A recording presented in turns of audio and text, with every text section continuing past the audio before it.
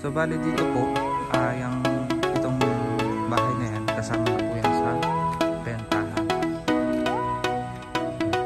Dito mataas po na yung kanyang frontage. Pwede po ito.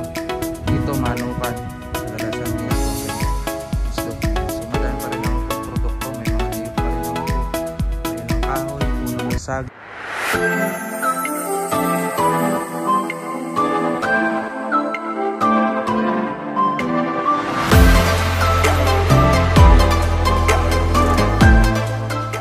So hello guys, magandang araw po sa atin. Samahan niyo po ako sa panibagong property itong ating napuntahan. Dito lang po ito sa Calawag, Quezon, Barangay Doña Aurora. Bari ito po ay along highway. Ito po ay Maharlika Highway from to Bicol po. Tapos dito ito Manila. So simula po dito yan sa poste hanggang dyan. Yan po yung kanyang frontage. Tapos papunta na siya doon sa likod na yun. Patas na yun. So pasukin po natin yung area niya.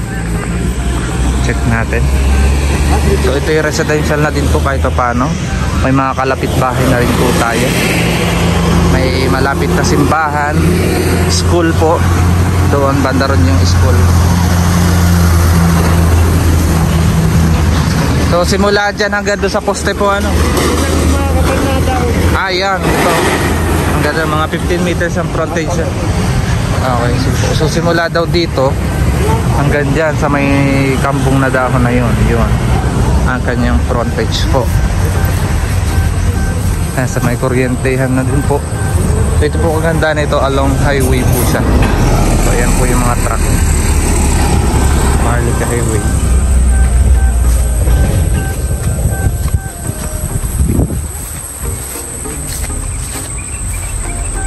So ayan po, pataas siya doon sa highway. Hindi naman siya palalim, slope siya pataas.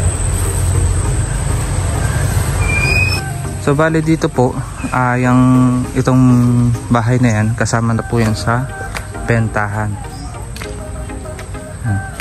Ito yung pataas lang po, pwede yung bakuin para medyo bumaba. Hanggang doon po ang property niya. So meron pa din doong bahay, kasama na din po. Lahat yan all in na po yung nandito sa property. May linya na rin ang kuryente. Meron na rin po sila ng source ng tubig. Ayan po. May ano na sila ng tubig. Ano tong ano nyo ng tubig? Nawasa po? O bukal? Kuya, anong tubig nyo po dito? Ay, ano ito? Deep well? Deep well? So na yan po. Kasama yung mga kubo na yan.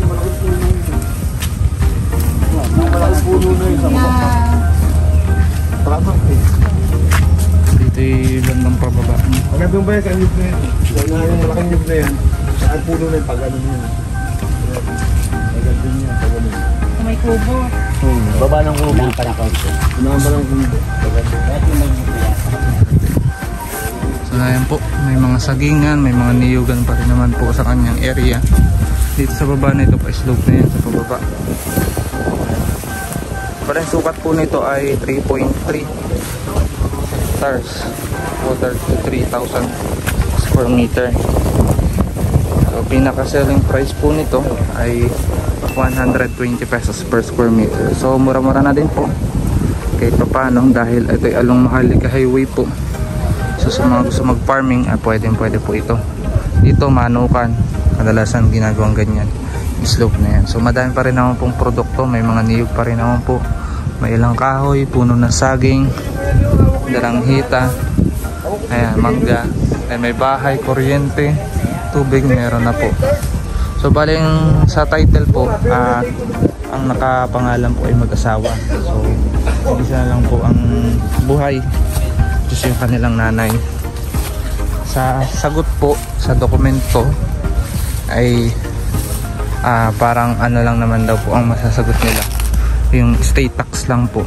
Pero pagdating sa capital gain tax, yung iba po napabayaran sa bilihan ay yun po, sagad na sila sa ganong sagot po. Yung state tax lang po talaga ang kanilang kayang sagutin.